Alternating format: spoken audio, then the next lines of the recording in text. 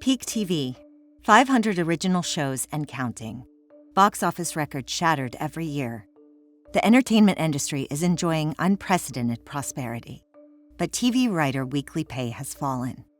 The decline is in overscale income, the chunk the agencies negotiate. So what's going on here? Part of the reason is that agencies, dominated by the Big Four, have shifted away from the traditional 10% model to one focused on packaging fees and now producing. These practices are conflicts of interest that hurt all writers. Here's how.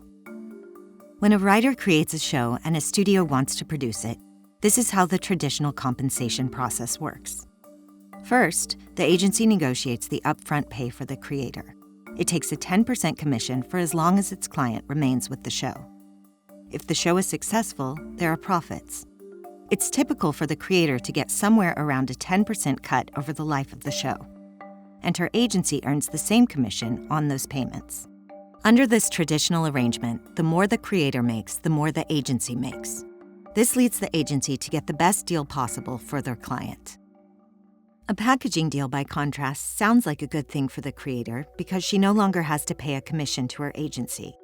But that's because the agency is cutting a side deal with the studio in exchange for bringing in the show idea and, in some but not all cases, an actor or producer. In return, they're taking 3% of the base license fee.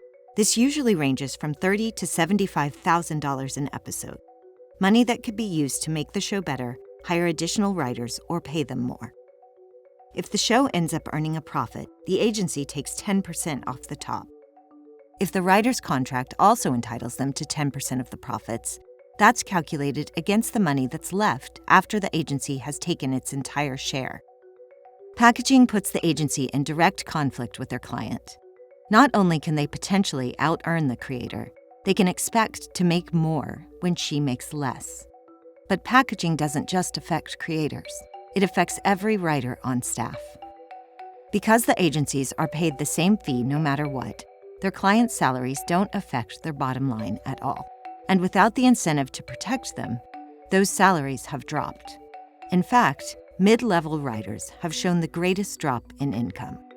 And many entry-level writers spend years working for the minimum weekly rate and not getting paid for scripts.